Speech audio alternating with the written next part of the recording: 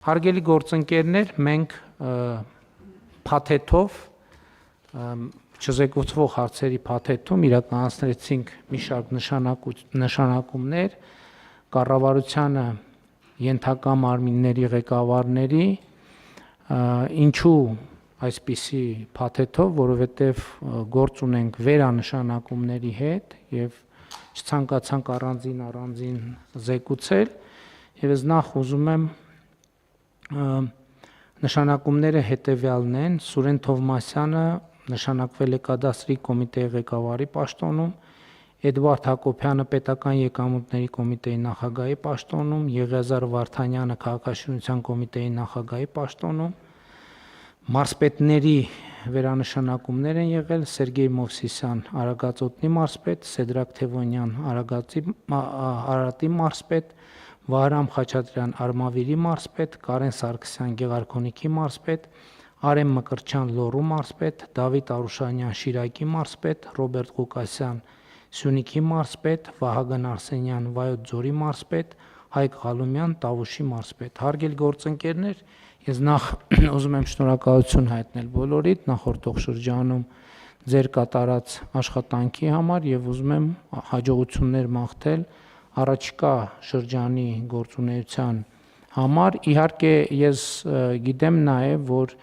մասնավորապես մեր որոշ մարզպետ գործընկերներ գուցե թե առաջիկայում նաև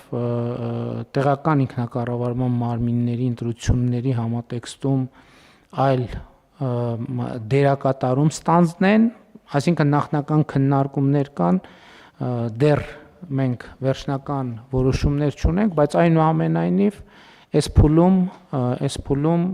մենք նաև այդ պարագան հաշվի չենք առնում, քանի դեռ որոշումներ չկան կայացված, համարում ենք, որ այս տրամաբանությամբ ենք աշխատելու։ Ինչևէ, բոլորիդ ուզում եմ շնորհակալություն հայտնել նախորդող շրջանի գործունեության համար եւ հաջողություններ մաղթել առաջիկա գործունեության ընթացքում։ Եվ նաև եթե ասելիք ունեք, հարգելի գործընկերներ, խնդրեմ Սուրեն Թովմասյան։ Շնորհակալություն, մեծարգո պարոն վարչապետ, իմ խորին շնորհակալությունն եմ հայտնում եւս մեկ անգամ այս